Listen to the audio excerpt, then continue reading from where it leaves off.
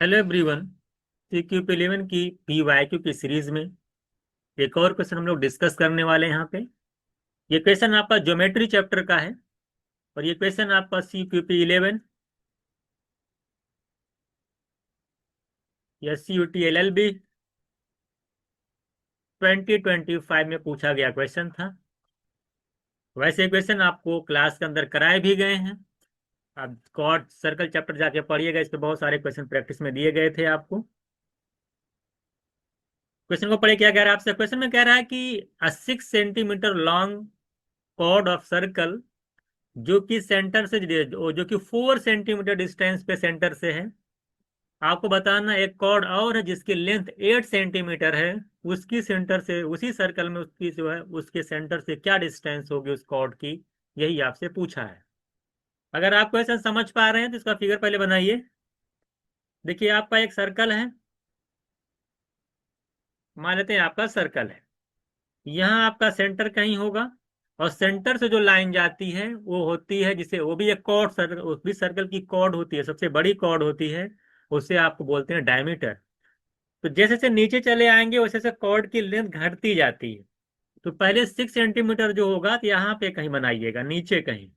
ये 6 सेंटीमीटर वाली कॉर्ड है आपकी, और ये मान लेते हैं कि 8 सेंटीमीटर वाली कॉर्ड है। ठीक है, ये 8 सेंटीमीटर वाली मान लेते हैं AB है, ये आपकी CD है। कह रहा है कि जो AB कॉर्ड है उसकी सेंटर से जो डिस्टेंस है वो बोला 4 centimetre. 6 centimetre long chord of circle is at a distance of 4 centimetre from the centre. तो सेंटर से 4 सेंटीमीटर पे ये डिस्टेंस दे रखी है। और आप जानते हैं, अगर आपने सर्कल की प्रॉपर्टी पढ़ रखी है तो आप वहां पढ़े होंगे, वो क्या होती है, वो उस पे परपेंडिकुलर होती है। तो और उसको क्या करती है, दो पार्ट इक्वल पार्ट में डिवाइड भी करती है। अगर आपको नहीं पता है तो जाके देखिएगा उसको। तो यहाँ देखिए दो पार्ट में डिवाइड करेगी, पूरी 6 सेंटीमीटर थी। अगर मैं इसको O मान लेता हूँ, मान ले यहाँ सेंटर P है, तो ये जो OA है ना, ये 3 सेंटीमीटर हो जाएगा, हाफ हाफ कर देगी। इसको जब आप सेंटर से मिलाएंगे, देखिए ये जो सेंटर से आप मिला रहे हैं यानी जो PA है, ये आपकी रेडियस होगी सर्कल की। अब PO आपको पहले से दे रखा है। PO कितना दे रखा है क्वेश्चन के अंदर? PO की लेंथ जो है, ये जो PO है पूरा आपका, यानी देखिए PO जो है ना, ये दे रखा है 4 सेंटीमीटर। OA आप जान पा रहे हैं ये 3 सेंटीमीटर है, हाफ हो गई।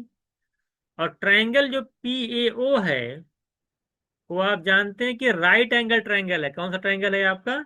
ये राइट एंगल ट्रायंगल। और राइट एंगल ट्रायंगल अगर PAO है तो राइट एंगल ट्रायंगल में आप जानते हैं कि PA का जो होल स्क्वायर होता है, ये सब देखिए, ये सब करा नहीं जाता है, ये सब ओरली निकाला जाता है। ये नहीं कि बैठ के सब लिखिएगा। OA स्क्वायर और प्लस OP स्क्वायर, ये ज्योमेट्री की पाइथागोरस थ्योरम होती है। तो PA का स्क्वायर हमें नहीं पता, OA पता ना, OA कितना है? 3, 3 का स्क्वायर करेंगे 9। OP 4 है, 4 का स्क्वायर करेंगे 16, तो 16 प्लस 9 25। ये PA का स्क्वायर है, तो PA की वैल्यू निकालेंगे तो ये √25 यानी 5। हालांकि ये एग्जाम में नहीं करना है। मैंने आपको ट्रिपलेट चैप्टर कराया है कैलकुलेशन की क्लास में, और मैंने वहां बताया है, जाकर के देखिएगा। अगर एक साइड 3, दूसरी 4, तीसरी 5 हो जाती है, ये आपको ओरली पता होनी चाहिए। ये नहीं बैठ के ये कर रहे हैं तो इतना, अगर इतना करना पड़ रहा है आपको, ये किसी भी राइट एंगल ट्रायंगल में अगर परपेंडिकुलर 3 है, बेस 4 है, और हाइपोटेन्यूस अगर आपको ओरली नहीं पता है कि 5 होगा, तब पेपर ही सॉल्व नहीं कर पाएंगे आप। ये 5 आपको ओरली पता होनी चाहिए। तो 5 सेंटीमीटर ये इसलिए मैं सॉल्व कर दिया हूँ, जिनको नहीं पता वो ये देख लें। हालांकि अब बाकी लोग अगर नहीं आता जाकर क्लास को देखें कि ट्रिपलेट क्या होती है। तो 5 सेंटीमीटर हो गया, तो रेडियस हो गई 5 सेंटीमीटर, PA हो गया 5 सेंटीमीटर।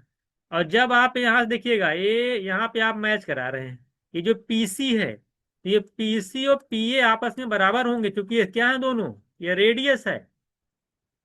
क्या है? रेडियस है। तो PA और PC आपस में इक्वल होंगे, तो PC भी आपकी 5 हो जाएगी। अब देखिए, क्योंकि ये परपेंडिकुलर यहाँ पे भी करेगा, जब परपेंडिकुलर करेगा तो इनको क्या करेगा, डिवाइड करेगा इनको भी, ये भी बराबर होंगे, इक्वल इक्वल। अगर 8 सेंटीमीटर हैं ये जो यहाँ पर मान लेता हूँ एन है, तो ये जो सी एन होगा ना, ये वाली लाइन, ये सी एन आपका 4 हो जाएगा, हाफ हो जाएगा। तो अगर सी एन 4 है और आपका पीसी आपको पता है 5, तो ट्रिपलेट में अभी अब आपने ट्रायंगल बना लिया। अगर ये 5 है और परपेंडिकुलर नहीं पता है, पी सी एन मान, देखिए आप देखिए, पी है, ये सी है, ये मान लेते एन है, तो पी सी 5 हो गया, सी एन आपका 4 हो गया। तो आपको ट्रिपलेट में पता है, ये तीसरा लाइन निकालने की जरूरत ही नहीं है, कितना होगा, ये 3 होगा। ठीक है, वो कितना हो जाएगा आपका, वो 3 हो जाएगा। यानी कि आपसे यही पूछा था पीएन कितना होगा, तो पीएन आपका हो जाएगा 3, क्योंकि 3 4 5 का क्या बनता है, ट्रिपलेट बनता है। अगर एक अगर हाइपोटेनियस 5 है, बेस 4 आपका है, तो परपेंडिकुलर वाली लाइन 3 होगी। अगर नहीं पता तो यहाँ से फॉर्मूला लगा के निकाल लीजिएगा।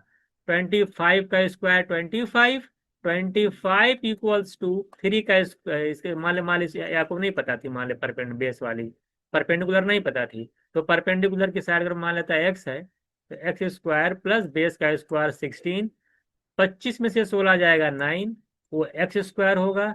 एक्स निकालेंगे, 9 का स्क्वायर रूट आएगा, यानी 3 आएगा। तो ये सब करने की जरूरत नहीं है, ट्रिपलेट डायरेक्ट देख करके हम निकाल सकते हैं। अगर दो साइड पता है, तीसरी कितनी होगी, तो ये आप ओरली पता होना चाहिए। तो हम लोग कुछ किए नहीं है इसमें। पहले वाले ट्रायंगल में से हमने तुरंत क्या किया, 3 था, परपेंडिकुलर दे रखा था, हमने हाइपोटेन्यूस निकाला जो कि रेडियस होगा। दूसरे वाले ट्रायंगल पीसीएन में भी उसकी हाइपोटेन्यूस सेम ही होगी, 5 हो जाएगी। तो 5 ये हो गया, बेस 4 हो गया। तो हाइट पूछा था, परपेंडिकुलर डिस्टेंस पूछा था सेंटर से दूसरे 8 सेंटीमीटर कॉर्ड की, तो डायरेक्ट मालूम हो जाना चाहिए 5 4 3। ये पेन फ्री क्वेश्चन था, इसमें कुछ करने की जरूरत नहीं थी। ये अगर टिपलेट आपको पता है और कॉन्सेप्ट अगर आपको पता है, इसको आसानी से इजिली आप सॉल्व कर सकते थे। इस तरह क्वेश्चन भी क्लास में बहुत सारे कराए गए हैं। आई होप क्वेश्चन आपको अच्छे से समझ में आ गया होगा। तो नेक्स्ट क्लास में हम लोग एक और क्वेश्चन के साथ मिलते हैं।